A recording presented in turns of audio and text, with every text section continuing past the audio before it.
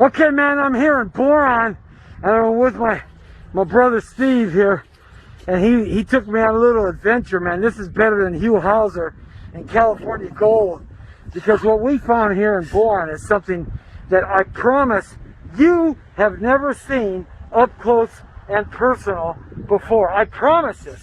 And it is the biggest truck that you've ever seen. And there's a story about this truck and this area where this truck is put. It's a very unique story that comes from Steve's family. Yeah. So tell me about where this big truck we're going to look at, what the story is of this area that we're in where this truck is parked. This was originally my dad's memorial site. And if you know any good lawyers, I'd like to sue the Borax mine and get millions of dollars and own this truck because, what's that, possession of 9/10 of the law? Yeah. Yeah, and they broke the contract.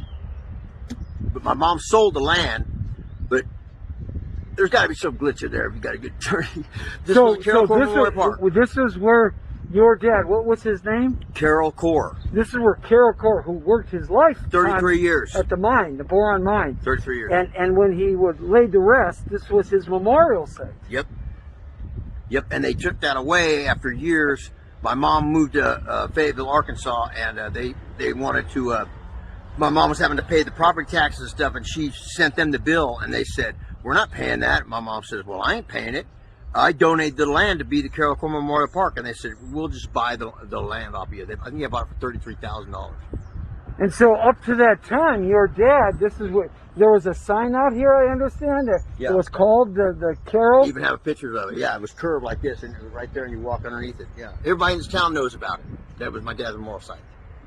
And so his dad worked at the Boron mine, and the Boron mine is really a magnificent feat. It's got to be one of the greatest things in the world to see, because the mine is about a mile or so, maybe 2 miles deep. It's huge. Almost 2 miles. And it sits right next to an extinct volcano here in central California. Saddleback. Saddleback? Yeah, it's beautiful. It's a perfect picture image of a extinct volcano. It's the so best they've been mining there forever and ever and ever, and we're in downtown Boron now, just around from another property he owns.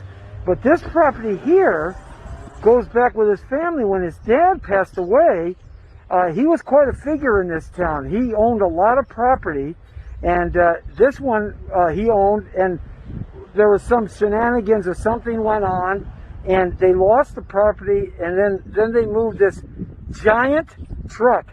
Now, would your dad have driven this truck, or was he retired? He worked on it. He worked on it? Yeah, he did. He was a diesel mechanic before he became a first-class electrician. He actually worked on this truck, back in the day. And these were the first big, giant mining trucks. Number one, first one in service, 64 Electrohall. And you were telling me, I'll ask you this again in a second, but let's look at this truck. You're telling me about the size of this truck. Let me just kind of back off here and look at the truck here. And look, stand over there, Steve, and look how big this truck is compared to a human. I mean, it is huge. The tires alone have got to weigh 3,000 pounds. I mean, I have a 500-pound tire that I lift up, but this thing, these tires are twice the size. It's unbelievable. Look at the giant, look at the bed of this truck. I mean, you talk about a zombie apocalypse vehicle. This is what you want.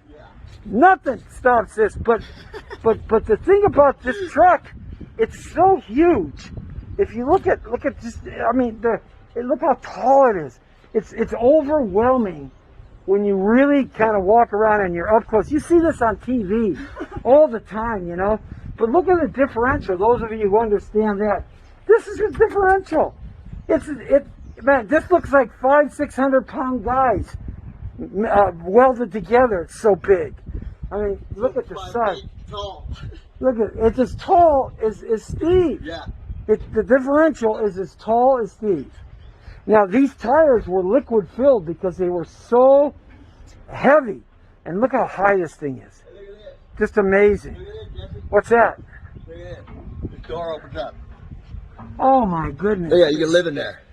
Oh yeah, that's a mini house. In fact, a mini-me could live in there. Wow. It's got 4 turbos on it. Man, yeah, you could crawl around. You could probably crawl through the engine. I bet you some people do live in there at night. If this was Hollywood, people would be living in there. Oh my God. So, but let me ask you a question about this, Steve, and I want you to come over here a second, because you were telling me something about this truck.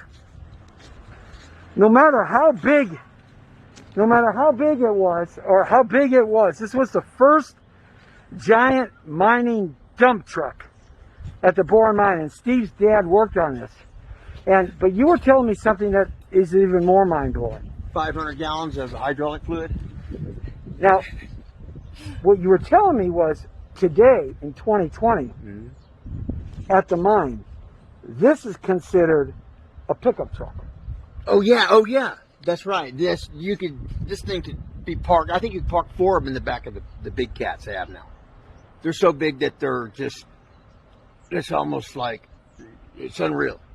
Can you imagine 4 of these into a bigger truck that they use today in 2020 over at the Boron? The big cats. 4 of them.